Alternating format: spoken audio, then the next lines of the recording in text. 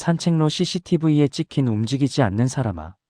경사 이준호가 맨홀 뚜껑을 밀어내고 몸을 내밀었을 때 지표면의 마지막 햇빛도 차단되었다.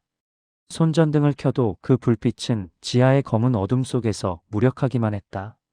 녹슨 사다리를 타고 한 계단씩 내려갈 때마다 그의 심장 박동은 더 빠르게 가속했다. 지면에서 점점 멀어질수록 온도도 급격하게 내려갔다. 뒤따라오는 수사팀원 최성민은 방독면을 착용했다. 지하에서 분출하는 공기는 부패한 냄새와 금속의 녹내음, 그리고 무언가 생물적인 것의 썩은 냄새로 혼탁했다. 그것은 마치 수십 년간 봉인되어 있던 무덤을 여는 것 같은 기분이었다. 바닥에 닿기까지 걸린 시간은 5분이었지만 두 사람 모두 5시간이 지난 것 같은 기분이 들었다. 형사님, 저 소리를 들으시나요? 최성민의 목소리가 떨렸다. 뭔가가 정말로 움직이고 있습니다. 규칙적인 발걸음 소리가 암흑 속에서 점점 더 명확해졌다. 하지만 이것은 인간의 발걸음이 절대로 아니었다. 무언가 무겁고 차갑고 금속적인 것이 천천히, 아주 천천히 움직이고 있었다. 기계음이면서도 생물적이고 계획적이면서도 포식자의 움직임이 느껴지는 그런 움직임이었다. 규칙적이지만 감정이 없는 그런 움직임이었다. 계속 내려가. 우리가 찾던 모든 게 바로 저기 있을 거야. 이준호의 목소리는 의도적으로 차분했지만 그의 손가락은 경총의 트리거 위에 놓여 있었다. 총 한 발로는 이 상황을 해결할 수 없을 것이라는 암묵적인 공포가 있었다. 바닥에 도달했을 때 그들이 본 것은 모든 악몽을 모아놓은 듯한 광경이었다. 콘크리트 벽은 환기 구멍이 아닌 다른 것으로 뚫려 있었다. 벽은 긁힘 자국들로 뒤덮여 있었다. 손톱으로 벗겨진 손톱 자국들, 손가락 뼈가 부러지면서 남은 흔적들, 지나간 긴 시간 속에서의 절망의 증거들. 어떤 자국은 까맣게 변해 있었고 어떤 자국은 최근 것처럼 보였다. 이것은 여러 세대에 걸친 고통의 기록이었다. 이곳에서 누군가가 오랫동안 여기 있었어. 최성민이 중얼거렸다. 그것은 추측이 아니라 확실한 확신이었다. 사람들이 이곳에 갇혀 있었던 것 같습니다. 형사는 대답하지 않았다. 벽을 보고만 있었다. 생각하고 있었다. 지하 복도를 따라 조심스럽게 앞으로 나아가던 중 이준호는 녹슨 금속 서랍장 한 대를 발견했다. 10년 동안 누구도 이 지하실을 방문하지 않았다면 이 서랍은 그대로 남아있을 수밖에 없었다. 안에는 주황색으로 변색된 낡은 노트들이 빼곡하게 들어있었다. 최성민이 첫 번째 노트의 첫 페이지를 펼쳤을 때 경악스러운 글씨가 나타났다. 펜으로 크게 적힌 날짜가 정확히 10년 전이었다. 이게 뭐지? 최성민이 목소리로 읽어내려갔다. 한 장 한 장 책장을 넘길 때마다 내용이 명확해졌다. 이것은 실험 기록입니다. 누군가의 정신과 목표가 담긴 과학 기록. 노트 속에는 차근차근하고 체계적인 실험 기록들이 가득했다.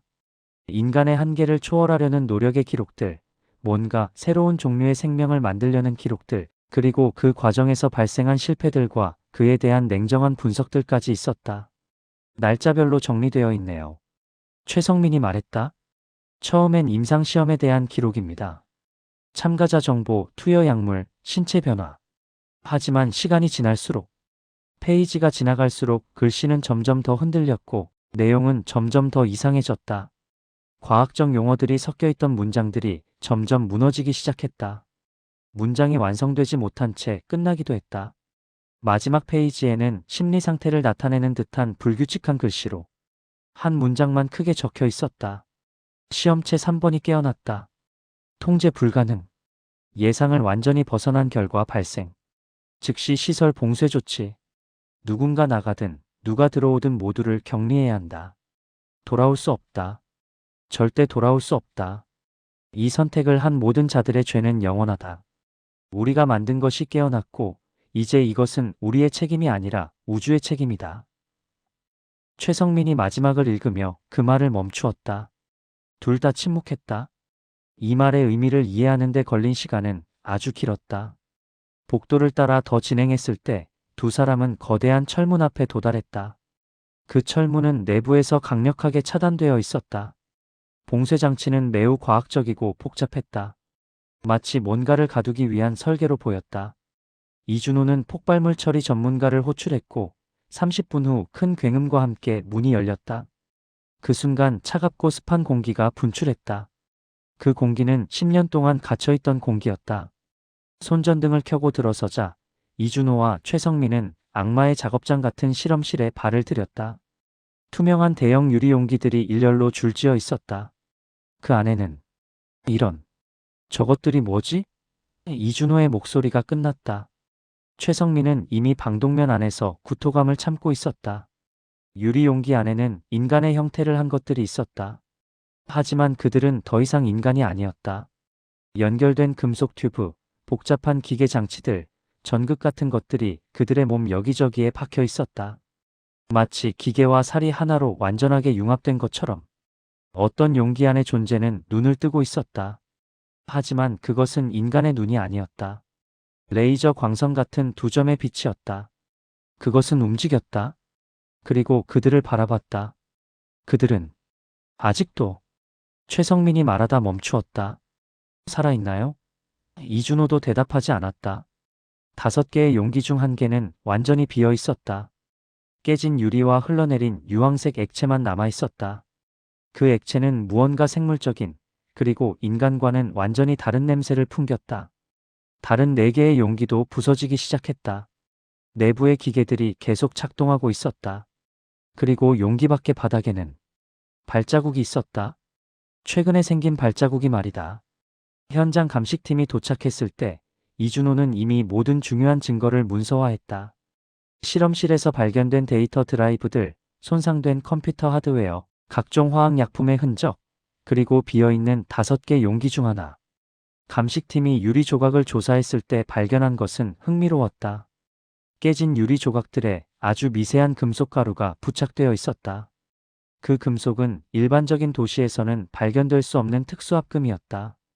국방부가 개발한 것으로 보이는 합금이었다. 이 프로젝트에 대한 모든 정보를 수집해달라. 어떤 정부 기관이든, 어떤 민간 기업이든, 어떤 학계의 거물이든 10년 전 이곳에서 정확히 뭐가 있었는지, 그리고 왜 봉쇄되었는지 알아야 한다. 이준호가 지시했다. 팀원들은 어렵지만 꼭 필요한 이 수사 작업에 들어갔다. 기록 검색, 인물 면담, 기관 추적. 모든 것이 정보 제한에 막혔다. 거의 대부분이 삭제되거나 비공개였다. 2주 후 정보 수집팀으로부터 긴 보고서가 전달됐다. 그 내용은 예상보다도 경악스러웠다. 형사님, 이 프로젝트에 관한 거의 모든 기록이 체계적으로 지워져 있습니다. 마치 처음부터 존재하지 않았던 것처럼 말입니다. 하지만 우리가 몇 가지 발견한 게 있습니다. 국방부 산하의 특정 연구기관 존재의 흔적. 공식 명칭도 없고 예산 흐름도 완전히 숨겨져 있습니다. 단 하나 남은 단서는 문서에 여백의 손으로 적힌 프로젝트 명칭입니다. 피조물 프로젝트. 이 말이 나왔을 때 신뢰 온도가 더 내려가는 듯했다. 사건의 진정한 실마리는 그 5명의 실종자 속에서 나타났다. 지난 6개월 내에 그 산책로에서 사라진 5명을 다시 철저하게 분석해본 결과 예상을 초월하는 깊은 공통점이 발견됐다. 경사 이준호는 믿을 수 없었지만 증거는 명확했다. 이것이 우연일 가능성은 100만 분의 1이었다. 그들은 모두 같은 병원에 최근에 입원했던 기록이 있습니다. 정보팀이 조사 결과를 보고했다. 그 병원은 정부 지원을 받는 은폐된 의료시설이었다. 공식적으로는 심리건강센터였지만 실제로는 임상시험을 진행하는 비밀기관이었다. 그들은 모두 임상시험 참가자였습니다. 돈을 받고 참여한 사람들이었어요. 그리고 그 시험은 실패했고 뭔가 완전히 잘못되었어. 이준호가 깨달았다. 그 잘못된 무언가가 지금 우리 도시를 배회하며 사람들을 사냥하고 있는 거야. 조직적으로 CCTV 기록을 다시 한번 매우 차근차근히 분석한 결과 5명의 실종자는 모두 정확히 같은 패턴을 보였다. 산책로에 나타났다가 특정 지점에서 멈춰 있었다가 그 다음 프레임에서 흔적도 없이 사라졌다. 마치 누군가 혹은 무언가가 매우 의도적으로 그들을 선택하고 포획하는 것처럼. 이것은 동물 습격이 아니라 의도적인 포획이었다. 오랜 수사 끝에 이준호는 그 병원의 과거 의료 스태프 한 명을 찾아냈다. 그녀는 10년 동안 신원을 바꾸고 잠수 상태로 살아왔다. 그녀의 정부 기록에는 이미 사망했다고 표기되어 있었다. 증거 보호 프로그램의 흔적이었다. 그들은 그녀를 찾기 위해 3주를 소비했다. 당신들이 그들을 다시 찾았나요? 여자는 진행 중인 신문 중에 진동하는 목소리로 물었다. 그녀의 눈동자는 공포로 흔들렸다. 몇 명이나 더 사라졌어요? 그녀의 질문 자체가 그녀가 이미 알고 있었다는 뜻이었다. 당신이 아는 게 뭔가요? 이준호가 조심스럽게 물었다. 나한테 말해보세요. 뭐가 그렇게 무서운 거예요? 그들을요. 피조물들을. 우린 그들을 만들지 말았어야 했어요. 정부는 더 강한 병사를 원했어요. 인간의 한계를 완전히 초월하는 존재를. 더 빠르고 더 강하고 더 영리하고 고통도 거의 느끼지 않는 그런 존재를 만들려고 했어요. 하지만 우리가 만든 건 그런 게 아니었어요. 우리는 정말 큰 실수를 저질렀어요. 그들은 병사가 아니라 포식자가 되어버렸어요. 자신들을 만든 우리를, 그리고 이 세상의 모든 인간을 사냥 대상으로 보는 포식자가 말입니다. 그리고 이제 그들은 더 이상 우리가 통제할 수 없습니다. 공식적인 경찰청 수사는 그로부터 한 달 후 종료되었다. 결론은 명확하고 단순했다. 5명의 실종자는 미상의 포식 동물에 의해 사라진 것으로 최종 결론 지음. 사건 종료. 조사 결과는 곧바로 국방부와 정보기관으로 보내졌고, 경찰청은 공식적으로 더 이상의 수사를 진행하지 않기로 발표했다. 해제 기자회견에서 청장은 일반인의 불안감 해소를 위해 피해자 없음을 강조했다. 사실은 5명이 사라졌지만 산책로는 즉시 영구적으로 폐쇄되었다. 그 지역은 위험구역으로 지정되었고 진입금지 표지판이 설치됐다. 지하시설은 다시 철저하게 봉인되었고 그 자리에는 콘크리트로 맨홀이 완전히 차단됐다. 용접까지 했다. 그 의료 스태프 여자는 증거 보호 프로그램에 들어갔고 그녀의 현재 위치는 아무도, 심지어 경찰청 내에서도 아무도 알 수 없도록 조치됐다. 그녀는 사라졌다. 언론에는 이상한 동물 습격으로 5명 미제 사망이라는 제목으로 단 3줄짜리 기사만 올라왔다가 곧 삭제됐다. 공식적으로는 아무 일도 없었던 것처럼 처리되었다. 마치 그 일이 세상에 존재하지 않았던 것처럼 말이다. 하지만 이준호 형사의 개인 일지에는 공식 발표와 다른 기록들이 남아있다. 경찰청 기록에는 없는, 그러나 누군가는 반드시 기억해야 하는 그 기록들 말이다. 사건 공식 종료 선언 후 정확히 6개월. 또 다른 실종자가 발생했다. 같은 지점, 같은 시간대, 밤 11시. CCTV 기록에는 누군가 4시간 동안 가로등 아래 완벽하게 정지해 있는 것이 기록됐다. 움직임 없이. 마치 가로등이 신호를 보내기를 기다리고 있듯이. 우리가 철저히 봉쇄한 지하에서 또 다른 것이 나왔을 가능성. 아니면 처음부터 하나가 아니었을 가능성. 혹은 더 무서운 가능성. 우리가 너무나 늦었을 가능성이다. 그 이후로 또 1년이 더 지났다. 경찰청의 아카이브 파일실에는 그 사건에 관한 모든 공식 기록이 국방부 국가보안 사유로 영구 폐기되었다고만 표기되어 있다. 하지만 이준호 형사의 개인 일지는 여전히 계속 기록되고 있다.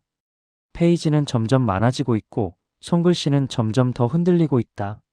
어떤 페이지는 절반만 채워지고 끝나 있다.